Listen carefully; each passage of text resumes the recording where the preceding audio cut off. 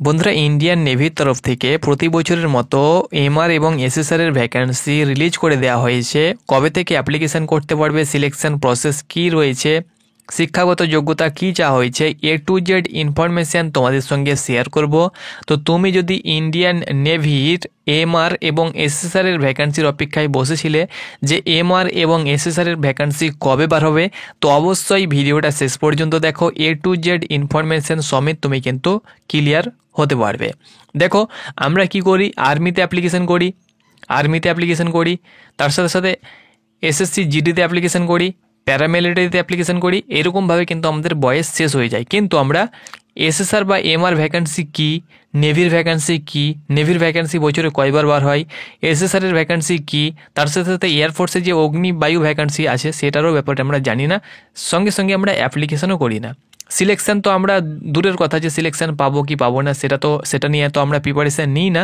সেই সঙ্গে সঙ্গে আমরা অ্যাপ্লিকেশান করি না, কারণ আমরা ভাবি যে অগ্নিবীর নেভির ভ্যাকান্সি মানে অনেকটাই টাফ, এয়ারফোর্সের ভ্যাকান্সি মানে অনেকটাই টাফ, আমরা হয়তো পাস করতে পারবো না পরীক্ষায়, আমরা হয়তো সিলেকশান নিতে পারবো না। তবে তোমাদেরকে বলে দিচ্ছি, এমআর এবং এসএসআর এর ভ্যাকান্সিও স্টেট ওয়াইজ কাট অফ গিয়ে থাকে। এবং আর্মির থেকে যদি তুমি এসএসআর বা এমআর এর সিলেকশান নিতে পারো, নেভির কথা বলছি এবং এয়ারফোর্সেরও কথা বলছি, তুমি আর্মির থেকে আলিশান জীবনযাপন কাটাবে এবং তোমার যে স্বপ্ন রয়েছে সেই স্বপ্নটাকে তুমি কিন্তু দেশ সেবার কাজে লাগাতে পারবে। দেখো, অনেকে রয়েছে নেভি বলতে তোমাদের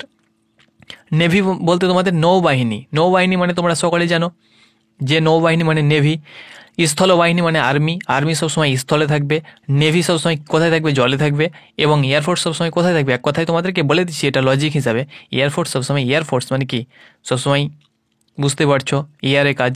তো সেই হিসাবে বলে দিচ্ছি, তোমরা অবশ্যই সিলেকশন তো পাবে, অবশ্যই সকলে অ্যাপ্লিকেশন করো। কারণ এই যে নেভি, এমআর, এসএসআর, আর্মি, তার সাথে সাথে তোমাদের অগ্নিবীর, এই সব ভ্যাকান্সিগুলোর বয়স কিন্তু একদম কম, 21 বছরের মধ্যে বয়স। ওকে, তো এই যে একদম কম বয়স, এই কম বয়সে অবশ্যই তোমাদেরকে নেভি, এয়ারফোর্স এবং আর্মির ভ্যাকান্সি কিন্তু হাতছাড়া করলে হবে না। আমি তোমাদেরকে গাইড হিসাবে বলে দিচ্ছি। ওকে, তো অবশ্যই তোমরা অ্যাপ্লিকেশন করো। আমি এর আগের ভিডিওতে এমআরের আপডেট তোমাদেরকে দিয়ে দিয়েছি। এই ভিডিওর মাধ্যমে এসএসআরের আপডেট তোমাদেরকে দেবো। বছরে একবারই ভ্যাকান্সি বার হয়। এসএসআর এবং এমআর বছরে 2বার বার হতো, এখন কিন্তু একবারই করে দেওয়া হয়েছে।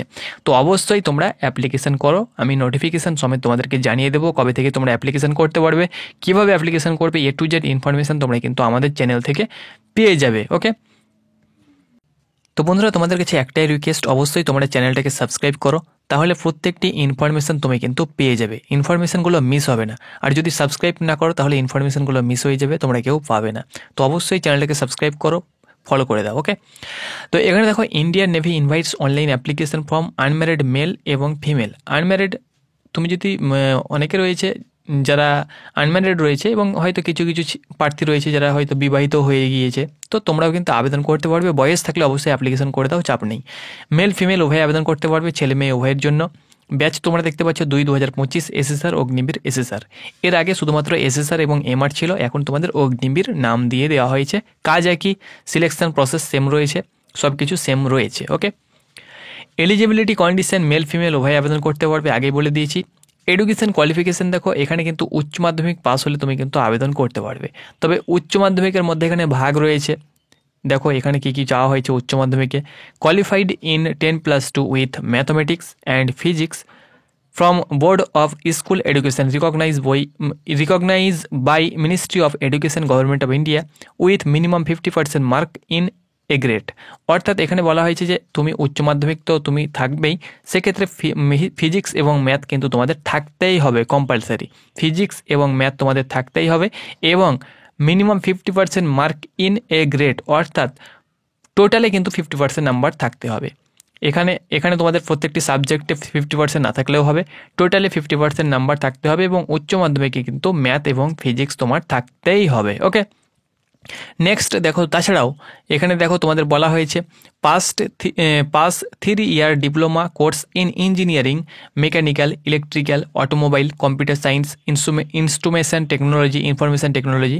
অর্থাৎ তুমি যদি এই যে তোমাদের ট্রেড দেওয়া হয়েছে, ইঞ্জিনিয়ারিং যে ট্রেড রয়েছে, mechanical, electrical, automobile, computer science, instrumentation technology, information technology, এই যে কোনো একটা ট্রেডে তোমার যদি 3 বছরের ডিপ্লোমা কোর্স করা থেকে থাকে তবুও তুমি কিন্তু আবেদন করতে পারবে। 50% মার্ক তোমার থাকতে হবে।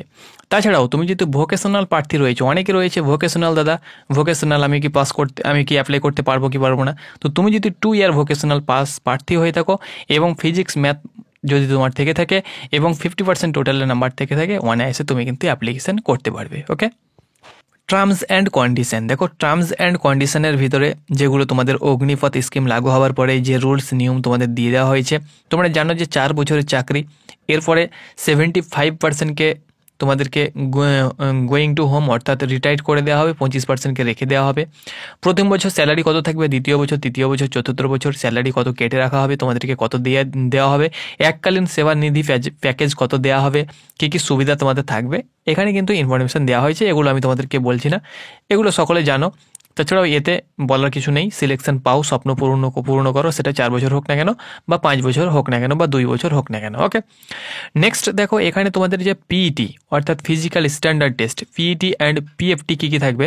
দেখো, পিএসটির ক্ষেত্রে মেলের ক্ষেত্রে 1600 মিটার রান থাকবে, 1600 মিটার তোমাদেরকে রানিং করতে হবে,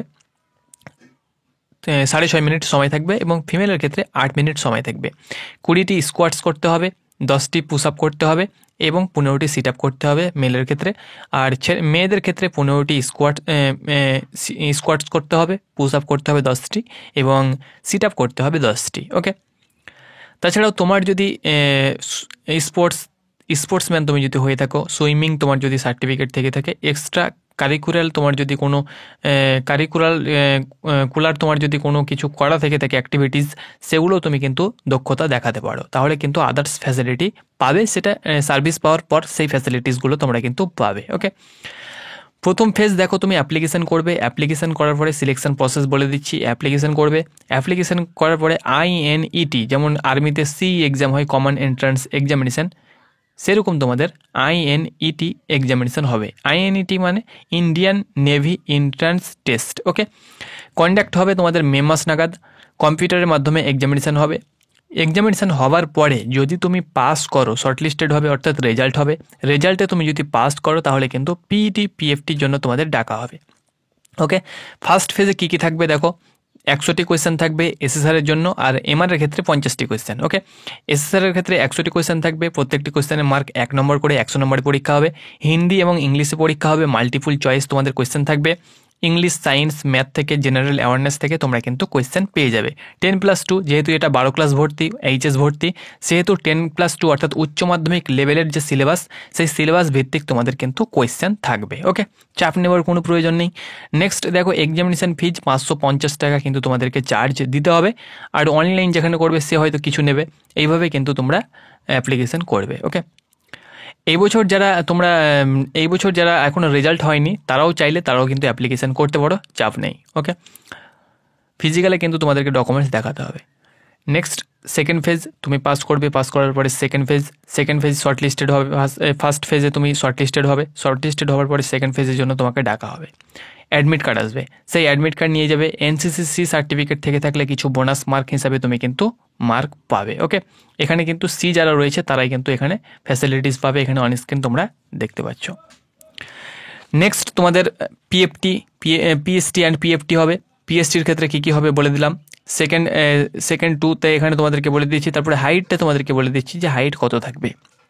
তারপরে তোমাদের মেডিকেল এক্সামিনেশন হবে, হাইট মেল ফিমেল উভয়েরই ক্ষেত্রে 157 সেন্টিমিটার। ওকে, যাদের হাইট অনেকটাই কম তারাও কিন্তু এই ভ্যাকান্সিতে সিলেকশন অনায়াসে নিতে পারবে। এখানে তোমাদের চোখের ক্ষমতা থাকতে হবে, অর্থাৎ ডিস্ট্যান্স, খারাপ চোখেও 666 এবং ভালো চোখেও কিন্তু 6/6 কিন্তু চোখের ক্ষমতা থাকতে হবে। ট্রেনিং তোমরা অনস্ক্রিন দেখতে পাচ্ছ। 1/2026 ব্যাচে, ফেব্রুয়ারি 2026 অগ্নিবীর 2/2026, জুলাই 2026 INS চিল্কাতে কিন্তু তোমাদের উড়িষ্যায় যে INS চিল্কা রয়েছে, চিল্কা স্টেশনের পাশেই কিন্তু তোমাদের INS ঘাঁটি রয়েছে ইন্ডিয়ান নেভির, সেখানে কিন্তু তোমাদের ট্রেনিং হবে। ওকে, তো অবশ্যই তোমরা সকালে সিলেকশন নিয়ে নাও, আমি তোমাদেরকে বলবো অবশ্যই। সিলেবাসও আমি তোমাদেরকে বলে দিলাম, সিলেবাসও মেনশন করে দেওয়া হয়েছে। নেগেটিভ মার্কিং দেখো তোমাদেরকে বলে দিচ্ছি এখানে হাউ টু অ্যাপ্লাই, কীভাবে অ্যাপ্লিকেশন করবে। অ্যাপ্লিকেশন করার জন্য joinindiannavy.gov.in এই ওয়েবসাইটে যাবে। 29 মার্চ থেকে অ্যাপ্লিকেশন শুরু হবে এবং 10 এপ্রিল পর্যন্ত তোমরা কিন্তু অ্যাপ্লিকেশন করতে পারবে। এখানে দেখো passport size recent colour photograph তোমরা দেবে, টেকেন নট বিফোর মার্চ 25, অর্থাৎ 25 মার্চের আগে কিন্তু ফটো তুললে হবে না, তারপরে ফটো লাগবে। 10 কেবি থেকে 50 কেবির মধ্যে আপলোড করতে হবে ফটো। এখানে অবশ্যই ক্লিন সেভ থাকবে এবং ভালো ফটো তুমি কিন্তু আপলোড করবে। এখানে ফটোর উপরে কোনো প্রকার ডেট লাগবে না। Live photo will be captured through, এখানে কিন্তু ফিলিং যেভাবে তোমাদের ফটোটা আপলোড হবে সেভাবে কিন্তু তোমাদেরকে ফটোটা আপলোড করতে হবে। আর এখানে যেটি বলা হয়েছে এখানে দেখো আমি তোমাদেরকে বলে দিচ্ছি, একটু পড়ে নিচ্ছি। দেখো এখানে যেটির ভয় ছিল সেটাই কিন্তু এখানে দিয়ে দেওয়া হয়েছে, সেটা আমি তোমাদেরকে বলে দিচ্ছি, একদম ইম্পর্টেন্ট। তোমরা এই পয়েন্টটা কিন্তু কেউ মিস করবে না। আমি যেটা লক্ষ্য করছিলাম সেটা হলো যে 25 কেবি থেকে 25 মার্চের আগে তোমাদেরকে ফটোটা আপলোড তুলতে হবে, অর্থাৎ 25 মার্চের পর, এবং 10 কেবি থেকে 50 কেবির মধ্যে ফটো আপলোড করতে হবে। সেটা তো হলো। এখানে যেটি বলা হয়েছে দেখো সেটি হলো photograph is to be taken with candidate holding a black slate in front of his her chest with his her name and date of photograph taken clearly written on it with white chalk in capital letters. অর্থাৎ এখানে বন্ধুরা যেটি বলা হয়েছে সেটি তুমি যেখানে ফটোটি তুলবে, এটি কিন্তু এয়ারফোর্সের ক্ষেত্রেও চাওয়া হয়, নেভির ক্ষেত্রেও চাওয়া হয়, আর্মির ক্ষেত্রে চাওয়া হয় না। সেটি হলো যে তুমি ফটোটা যখন তুলবে, ফটো তোলার সময় একটা স্লেট নেবে, কালো যে স্লেট, ব্ল্যাক স্লেট, সেই স্লেট নেবে। সেখানে কি বলেছে, নেম অ্যান্ড ডেট, তুমি তোমার নাম লিখবে এবং ডেটটা লিখবে। এখানে কিন্তু সাফ বলে দেওয়া হয়েছে সেটা কিন্তু ক্যাপিটাল লেটারে কিন্তু ক্লিয়ারলি লিখবে। ওকে, এখানে দেখো ক্যাপিটাল লেটারও বলে দেওয়া হয়েছে, ক্যাপিটাল লেটারে তুমি লিখবে। আমি কথাই বলছি, তোমার নাম ধরে নাও রাহুল, তো RAHUL রাহুল লিখবে। রাহুল যে টাইটেলটা সেটা লিখবে। নিচে তুমি ডেটটা দেবে, ধরে নাও তুমি সাপোজ এক্সাম্পল 01/04/2025 ফটোটা তুলেছো, সেটা তুমি ডেটটা দিয়ে দেবে। এবং এই সিলেটটা তুমি চেস্টে ধরবে, অর্থাৎ তুমি এইভাবে চেস্টে ধরে কিন্তু তুমি আপলোড সেই ফটোটা তুলবে এবং সেই ফটো কিন্তু তোমাদেরকে ফটোযুক্ত এবং তোমাকে নাম ধরে সিলেটে লিখে সেটা ধরে কিন্তু ফটো তুলতে হবে। সেই ফটো কিন্তু তোমাদেরকে আপলোড করতে হবে, না হলে কিন্তু তোমার ফর্মটি পুরোপুরিভাবে রিজেক্ট হয়ে যাবে। তো আমি তোমাদেরকে অবশ্যই কেমন ফটো সেটি তোমাদেরকে জানিয়ে দিলাম, এবং আমিও যদি সময় পাই তো তোমাদেরকে একবার ভিডিও করে জানিয়ে দেবো। ওকে, এবং অবশ্যই ক্লিয়ারলি হতে হবে, ব্ল্যাক যেন ব্লার বা ব্ল্যাক সাইড দিকে তাকিয়ে যেন ধুঁধলা না হয়, একদম ফটো যেন ক্লিয়ার হয়ে থাকে। ওকে, তবেই তুমি কিন্তু অ্যাপ্লিকেশন করার চেষ্টা করবে, নচেত তোমার ফর্মটি কিন্তু রিজেক্ট হয়ে যাবে।